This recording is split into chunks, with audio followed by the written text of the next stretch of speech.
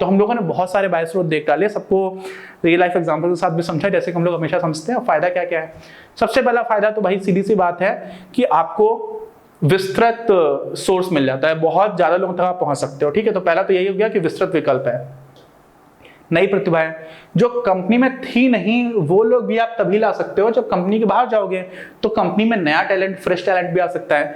प्रतियोगिता की भावना, जो ऑलरेडी आपके यहाँ एम्प्लॉयज हैं वो एक तरह की सेंस ऑफ सिक्योरिटी या स्टेबिलिटी लेकर के चल रहे होते हैं कि नहीं यार हमारा तो काम चल ही रहा है ना, तो उनमें उस तरह का कॉम्पिटिशन प्रमोशन को लेकर के हो सकता है। लेकिन फिर भी जो फर्स्ट टाइम आ रहे हो और जिस तरह से डायनामिक्स चल रही है, बेरोजगारी का जो स्तर है, बहुत ज्यादा कंपटीशन की भावना रहती है इसमें, तो लोग आउट परफॉर्म, एक दूसरे को आउट परफॉर्म करने की कोशिश करते हैं। आउट परफॉर्म को मतलब समझते हैं क्या होता है? एक दूसरे से बेहतर काम करने की कोशिश करते हैं। तो इसका भी फायदा जो है वो आपके संगठन को मिल सकता है। ठीक, अच्छा, और क्या है? योग्य कर्मचारी, क्यों? क्योंकि वो ये सारी चीजें झेल करके आए, ये सारी चीजों से लड़ करके आए हैं। ठीक, अब नुकसान क्या है? महंगा है, सबसे पहली बात तो महंगा है ना, सबसे पहला तो हो गया। दूसरी लिमिटेशन ये होती है कि जो आपके एग्जिस्टिंग एम्प्लॉयज हैं वो सोचते हैं होता है सबको बाहर से रिक्रूट कर ले रहे हो, हमारा तो प्रमोशन का पूरा पत्ता ही काट दिया आप लोगों ने, समझ रहे हो, ऐसी बातचीत होती है।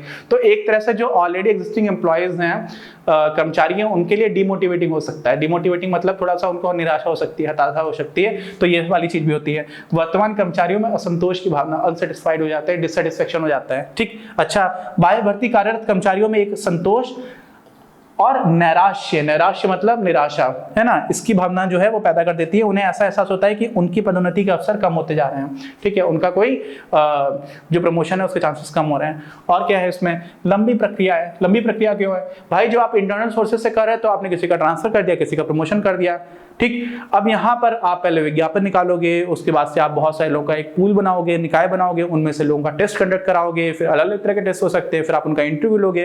इंटरव्यू के बाद जब आप उनको हायर कर लिया, फिर उनका ओरिएंटेशन होगा, उनकी ट्रेनिंग होगी, ये सारी चीजें हो जाएंगी जो आपको इंटरनल प्रोसेस में करनी ही नहीं थी। और इन क्योंकि लंबी है इसीलिए महंगी भी हो जाती है। ठीक है, आगे बात समझ में, पहले तो रिक्तियों को अधिसूचित करना होता है आपको, और उससे पहले भी जॉब डिस्क्रिप्शन वगैरह, मतलब बहुत बड़ा काम इधर हो जाता है। और चयन प्रक्रिया शुरू करने से पहले आवेदनों की प्रतीक्षा भी आपको करनी होती है। लोग अप्लाई करेंगे, कितने दिन में करेंगे, बहुत सारी चीजें हैं जो आपको देखनी पड़ जाती है। तो लंबी प्रक्रिया हो गई और महंगी भी हो गई। तो हम लोगों ने क्या किया, जो बाह्य स्रोत यानी एक्सटर्नल सोर्सेस थे, इनको हम लोगों ने काफी ज्यादा डिटेल में देख लिया है। भूलोगे नहीं यार, कुछ भी इसमें ऐसा नहीं था कि वो भूलने वाला हो। आप सुनते जा रहे हो और आपको समझ में आता जा रहा है, तो की पॉइंट्स लिख लेना। ठीक है, नोट्स भी हम लोग आपको देंगे, ये सारी चीजें हैं जो पैकेज में सारी चीजें मिलती हैं। तो ये सारी चीजें हम लोग डिस्कस इसलिए करते हैं, पढ़ाना एक ऐसा होता है कि आप बहुत आसानी से पढ़ करके खत्म कर लोगे, है ना, जल्दी जल्दी ओवरव्यू आ जाएगा।